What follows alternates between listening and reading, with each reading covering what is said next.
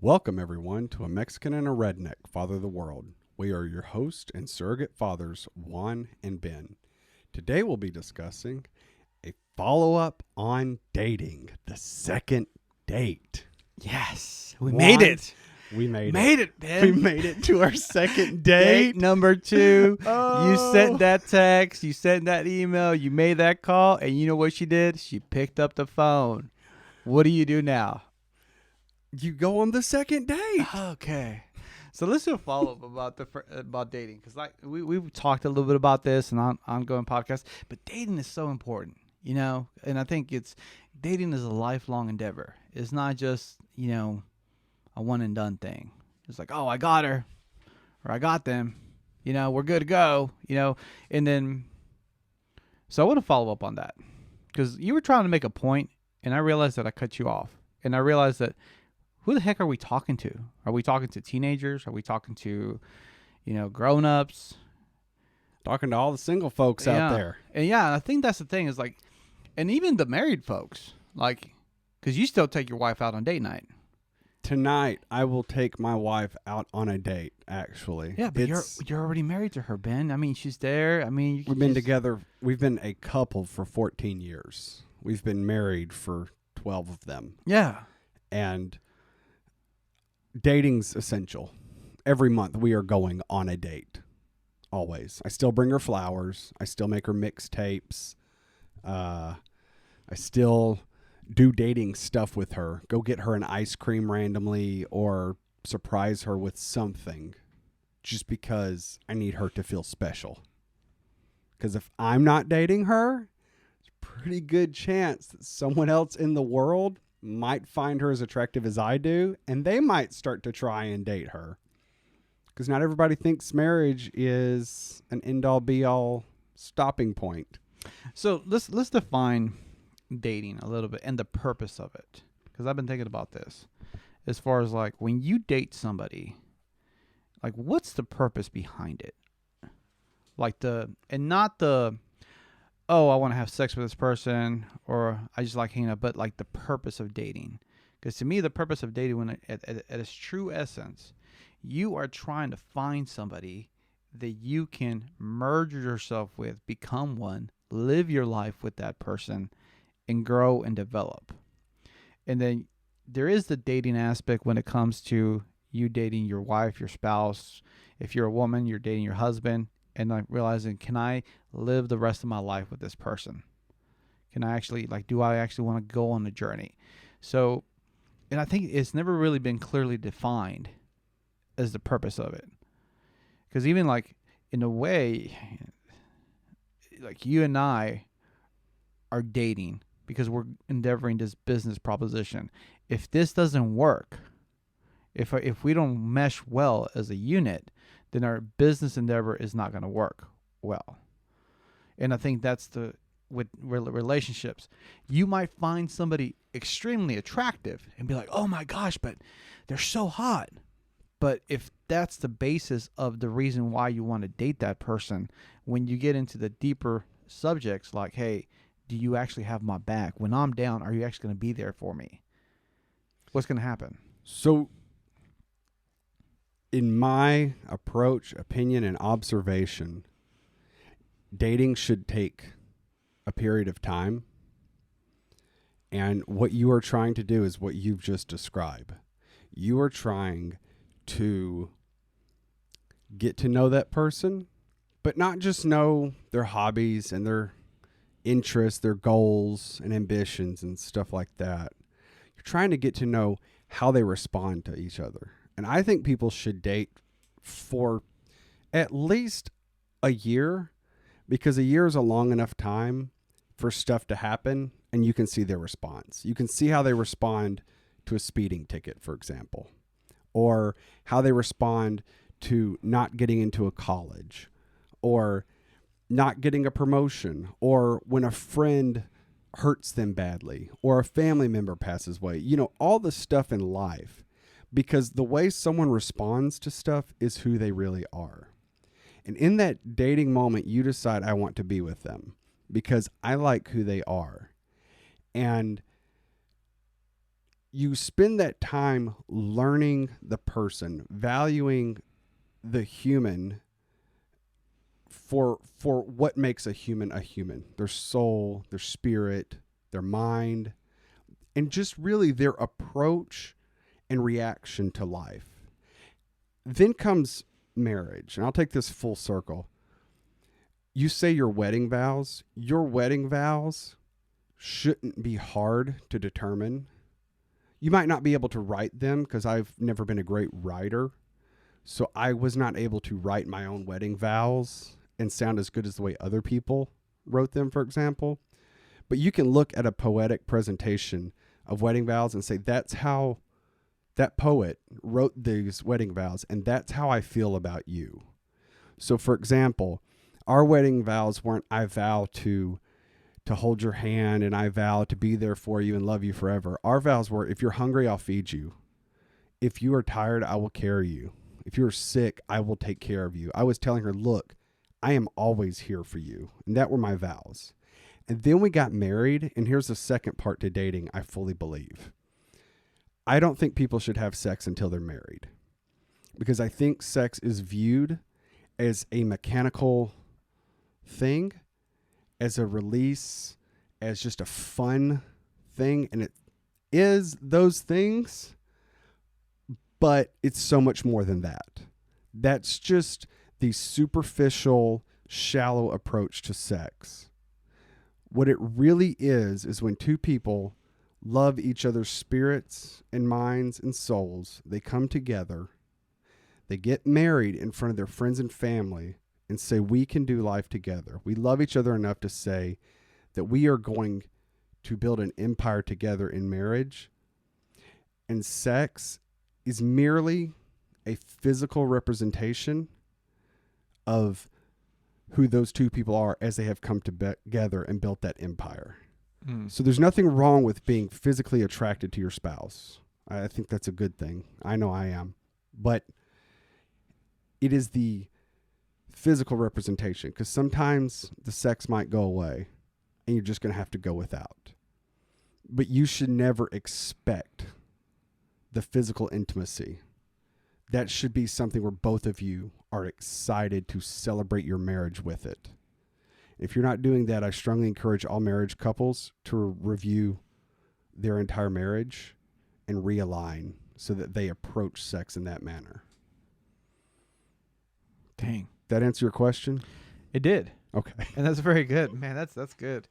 Going back to dating, we just did a podcast about competition is important. So I want to talk to you as far as like within the dating aspect, because I think that last podcast, in a way, it ties into dating. When you're dating somebody, it is a little bit of a competition, because that person, you should be competing with all the other potential people that want to be with that person. So for instance, my wife, when I was dating my wife, I knew that I was in a competition with all these other guys. She didn't know the guys. It's not like the guys were present, but I knew there were other guys that would be a much better fit for her, theoretically. Why was I the best fit? So in your mind, you have to have a mentality that you are in competition with other men. You are in competition with other women if you're a woman dating a man.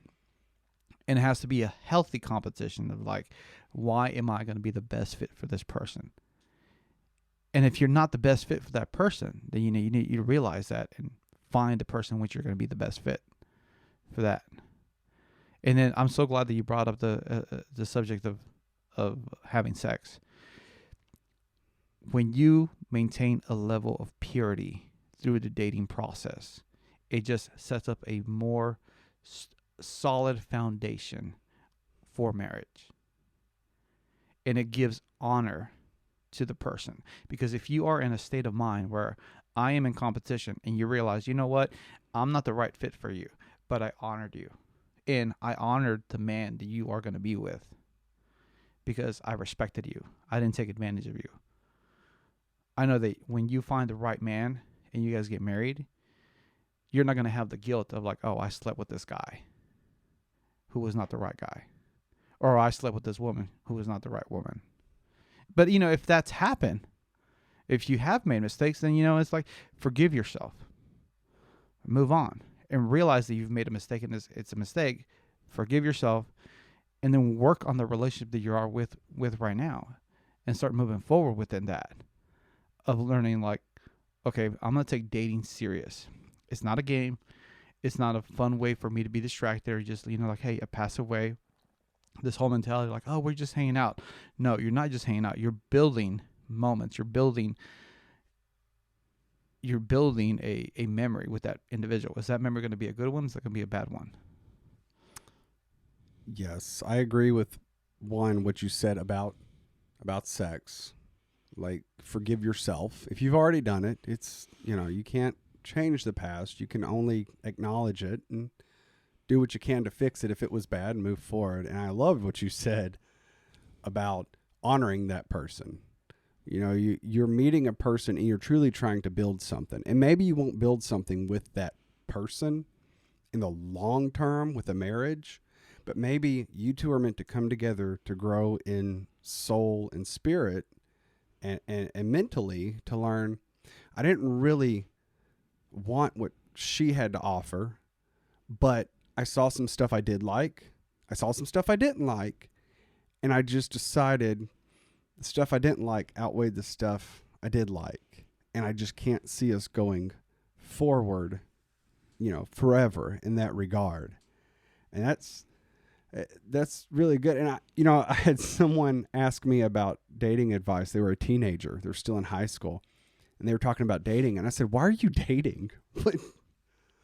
And she was like, oh, well, you know, you date in high school. You go to proms and you date. And I said, why? Why are you dating, though? Well, I really like the guy. I said, oh, so you're going to marry him? Because this was a young lady. I said, you're going to marry this guy? And she said, well, I mean, I think he's really cute. And I like being around him. I said, you think he's going to take care of you and raise your children? She's like, well, I'm not thinking about that right now. I said, oh, okay. So why are you dating him? I was trying to help her get to the fact that there were baser instincts she was feeding, and she wasn't looking deeper into herself and thinking about her future. And she's like, well, I just like him. He's really sweet. I mean, we've, you know, I do want to get married. I said, okay, good. You do want to get married. That's a good start. Does he? Well, we haven't really talked about it. And I think this is a common trend. I heard it in high school when I was growing up. You know, the girl kind of had googly eyes and thought, well, my parents are married. I'll date this guy and we'll get married. It's like, you know how many guys your mama probably ran through before she got to your daddy? You know how many guys your daddy, or how many girls your daddy went through before he got to your mama? You know, and not necessarily saying being intimate with them, but just dating. Just, you know, it's like, you start thinking about it, you're like, oh, you know, so if you're young and in high school, I don't encourage you to date. Yeah. So, I mean, some people do find their high school sweethearts, and those are the people who are proving what I'm saying wrong. But that's not the case usually. For every one high school sweetheart, I'm sure there's tens of thousands of just broken heartaches. Yeah, the high school sweetheart, that's the exception. And it's funny how in life we always try to be the exception. Well, we're going to be the exception. I'm like, you have a higher probability of that you're not going to be the exception. You're going to be the norm. And we're always reaching for that. Like, no, it's going to be different. Like, based on what I'm seeing, it's not. You know, but, oh man, it's just these principles, Ben. It's just that the principle of purity, the principle of respect, the principle of honoring. I just think about it like I was having this conversation with my daughters and kind of talking about it because, you know, she's 5 years old and she was talking like, oh, you know, like what kind of man will I marry and stuff like that. And I was like telling her, like, hey, you want to marry a good man. And I had this thought is like, whenever you're dating somebody and you're married, you want to know that you gave that person your best, you know? And I think about it like when Brittany meets girls that I did in the past, it's like, I don't want her to think like, oh my gosh, you were with my husband. What did he give you? It's like, no, that was just a friendship. There's no like, there's no, we dated, we connected, but there wasn't that intimacy. That intimacy strictly belongs to her. And there's something just beautiful about that. it happens. Versus when you have that thing like, oh, you've been with him, and then that brings up that negative competition. Man, if we're able to avoid that negative competition, because I remember hearing this in high school, Ben. It's like, well, we're just animals. It's just part of being part of being procreating. Animals have sex with all with different bunch of creatures. But even within the animal kingdom, animals are always looking at the strongest, healthiest mate that's going to give them the best offspring. So they're doing it for a purpose. They're not doing it just for fun. They're not doing it just because like, oh, this is what we do. No, they're trying to create the strongest, healthiest offspring that's going to prolong their species. But humans, we're the only ones that don't do that. We don't actually think about it like that. Is this person that I'm hanging out with, are you actually going to help me develop stronger kids for the next generation so they can survive? No. It's like, oh, you're just doing it for fun. And to the people who have the animal argument, because I've heard that as well, and I've always thought it's dumb because I've watched two roosters kill each other or fight, and one of them dies, and one lives, and then he gets to go off and impregnate all the chickens, the hens. I hate that argument because we don't kill each other just for a spouse, We also don't take 10 wives either, the way a rooster will. So, sorry, animal argument's a little too weak for me. Yeah. Well, guys, I know this got a little bit heavy, a little bit deep. There's probably going to be a third date, maybe. You think there's going to be a third date? I hope so. I mean, third? Man, I'm excited. With that being said, do you guys, take me somewhere nice on the third date? You don't like my shack? Can you be a little more casual about it? It'll be a surprise, Ben. It'll be a surprise. Hey, if you're ever broke, I'm going to give you all a pro tip. To the guys especially. If you're ever broke and you want to take a girl on a date that just impresses her and makes you stand out, take her on a picnic. Go find a public park that's free. Just pack some chips, some sandwiches, a couple of drinks, whatever. Just put it in a bag and say, let's go on a date. And you just take her to a park and lay out a blanket and throw it all down and just sit in that free public park with your $3 worth of stuff you had in your fridge and take her on a date and spend all afternoon talking to her. Bring a Frisbee, maybe bring a candle if they'll let you or something. I mean, really play it up, but show her you can be romantic with nothing. Oh, if nothing else, she's going to tell her friends about you. And if you don't like her, her friends are going to be lined up waiting for you. Oh yeah. Pro tip. I did that. I did that with my wife. We went out and we went out to the park and I was like, man, I didn't have a whole lot of money. So I was like, you know what? We'll make it nice. I bought the little grill out kit, so you can cook some steaks. And I was like, okay, because I can take her to a really fancy dinner, but I don't have that much money to take her out to a fancy dinner, but I have enough money so we can do a picnic. Well, have you ever seen those their aluminum grills, portable grills? They already have the charcoal built into it and all that stuff, and you pull it. So I think okay, I'll do that. Well, I did that. I lit it, and I'm not much of a griller, and I didn't realize you have to light that up and then let it heat up for a while before you put the steaks on there. Okay, so I lit it up. Fire was okay. It's good. I threw the steaks on there. Those steaks tasted like lighter fluid. It was the nastiest meal we've ever had, and it was like one of those things where I was like, oh, I'm already strapped for cash, and I ruined our lunch.